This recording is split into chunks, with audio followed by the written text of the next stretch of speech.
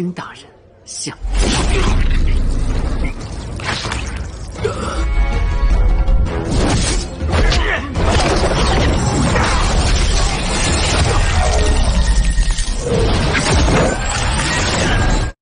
Halo semuanya, apa kabar kalian semua?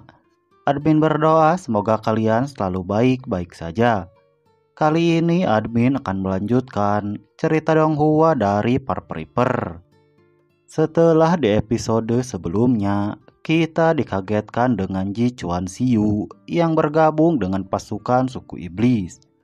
Dan bahkan mengajak semua tahanan perang agar bergabung dengan dirinya.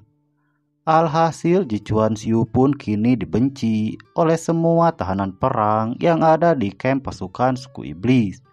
Langsung saja tanpa ngoceh-ngoceh lagi, kita masuk ke ceritanya. Di kamp pasukan suku iblis terlihat semua pejabat tinggi yang sedang berkumpul dan menghadiri perjamuan makan yang diadakan oleh pasukan suku iblis. Dengan beberapa penari wanita yang berada di tengah-tengah perjamuan makan malam.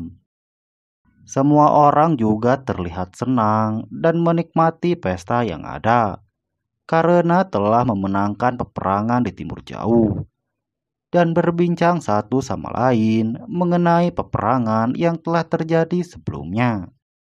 Saat semua orang sedang berbincang santai, Ludi yang berada di kursi sendirian menarik seorang pelayan dan mengambil segelas air yang dibawanya. Dia juga mengambil minuman orang lain yang ada di dekatnya. Melihat tindakan Ludi yang arogan, para bangsawan yang melihatnya pun menghela nafas dan juga terlihat kesal. Akan tetapi mereka tidak bisa melakukan apa-apa sebelum akhirnya kembali melanjutkan pesta.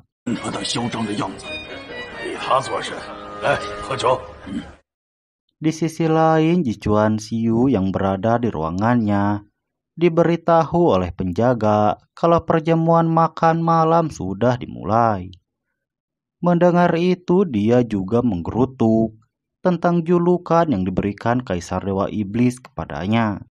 Setelah itu dia keluar dengan menggunakan pakaian khas dari suku iblis.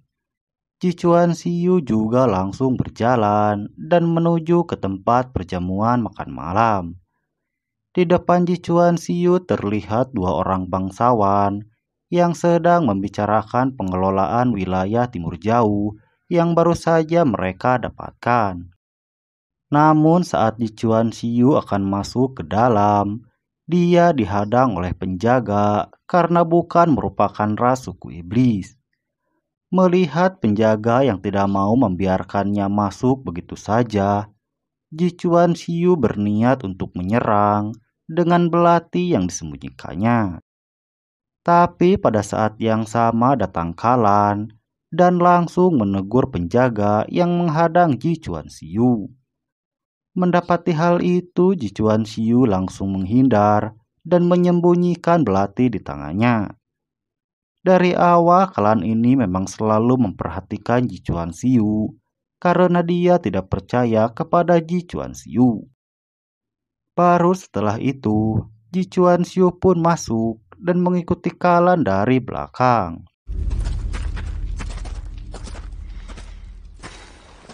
Di sisi lain, Kardan terlihat sedang santai dan membaca buku sambil ditemani oleh seorang pelayan wanita. Pelayan wanita yang ada di sampingnya menyarankan agar Kardan datang ke perjamuan makan malam karena semua orang sudah menunggunya. Namun Kardan sendiri tidak tertarik dan tetap membuka halaman buku yang ada di depannya. Pada saat yang sama terdengar suara dua orang pelayan yang sedang berbicara di luar ruangan Kardan.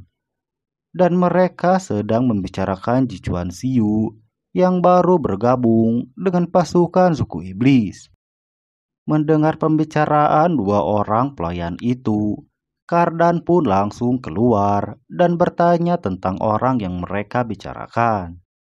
Setelah memastikan identitas Ji Chuan Xiu dari kedua pelayan itu, Kardan pun langsung berbalik ke ruangannya.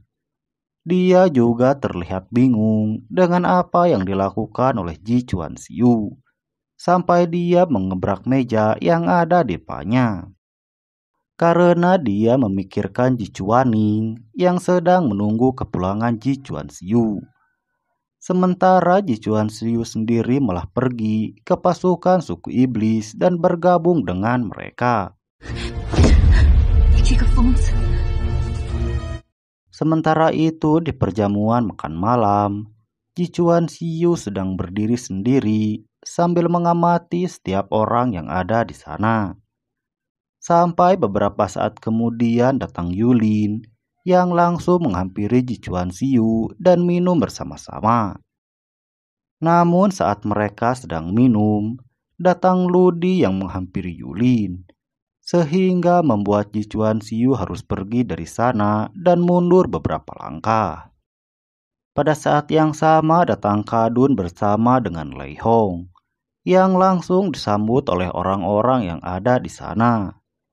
Melihat Lei Hong yang ada di samping Kadun, Ji Chuan Xiu pun menjadi sedikit tidak terkontrol sampai dia menumpahkan minumannya sendiri. Melihat tindakan Ji Chuan Xiu yang tidak wajar, Kalan pun hanya tersenyum dan langsung pergi dari sana. Sepertinya dia sudah memperkirakan apa yang akan terjadi selanjutnya.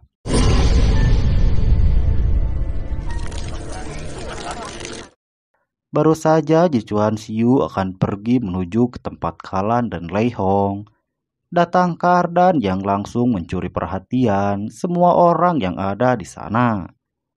Namun Kardan sendiri langsung menghampiri Ji Chuan Xiu yang membuat semua orang kembali terdiam. Kardan juga mengajak Ji Chuan Xiu untuk menari agar bisa berbicara dengannya. Dengan itu mereka berdua pun menari bersama. Tidak menunggu lama lagi, Kardan langsung menanyakan tujuan Ji Chuan Xiu datang ke suku iblis.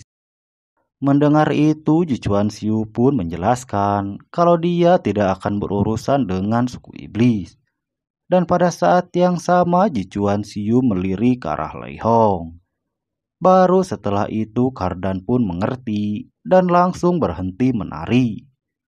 Kardan juga mengingatkan Ji Chuan Xiu tentang Ji Chuaning yang sedang menunggunya di ibu kota.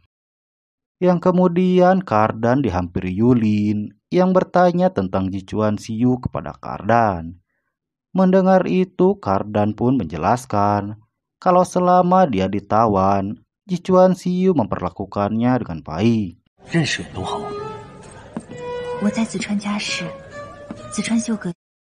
Sementara itu Ji Chuan Xiu langsung berjalan dan menghampiri Kadun.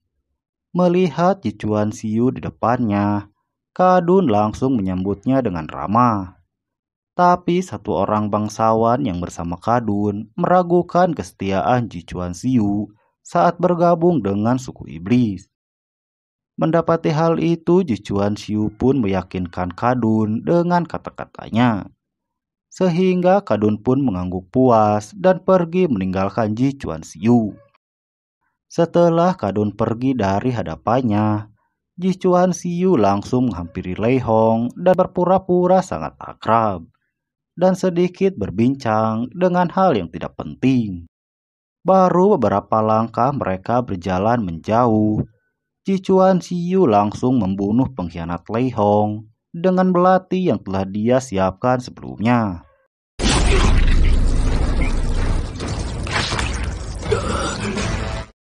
Melihat Lei Hong yang tergeletak di lantai, membuat Kadun menjadi kaget dan tidak percaya. Kemudian Ji Chuan Xiu mengumumkan kepada semua orang yang ada di sana kalau dia telah membunuh seorang pengkhianat. Sontak tindakan Ji Chuan Xiu itu menimbulkan keributan di perjamuan makan malam. Para prajurit suku iblis juga langsung mengepung Ji Chuan Xiu dan menodongkan senjatanya. Ji Chuan Xiu juga langsung dikeroyok oleh para prajurit dan jenderal suku iblis yang ada di sana. Sementara itu Kalan yang berada di luar ruangan terlihat sangat santai, seakan dia tahu tentang apa yang dilakukan oleh Jichuan Xiu sebelumnya.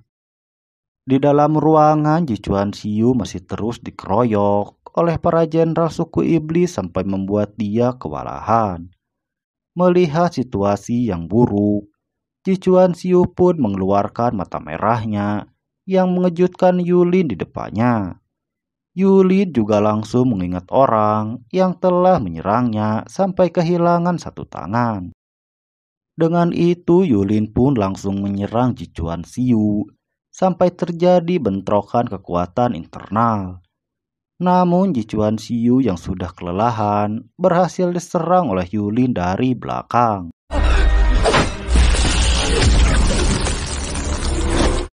Mendapati hal itu, Jichuan Xiu langsung menyerang Kadun yang ada di depannya.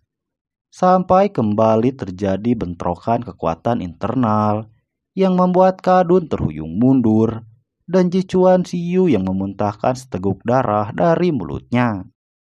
Namun saat Jichuan Xiu bergegas dan akan membunuh Kadun, dia dihalangi oleh Yulin sampai membuatnya terpental. Menyadari situasinya saat ini, Jichuan Xiu pun langsung menghampiri Kardan dan menjadikannya sebagai sandera, sampai membuat semua orang terdiam saat melihatnya.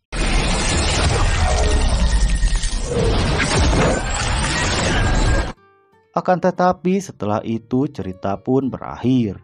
Lalu apa yang akan terjadi selanjutnya? Saksikan kelanjutannya di part berikutnya. Dan pastinya hanya channel ini ya sob. Nah, segitu dulu alur cerita Parperiper episode kali ini. Jangan lupa tinggalkan bacotan kalian di kolom komentar agar channel ini bisa terus berkembang, dan sampai jumpa di video selanjutnya.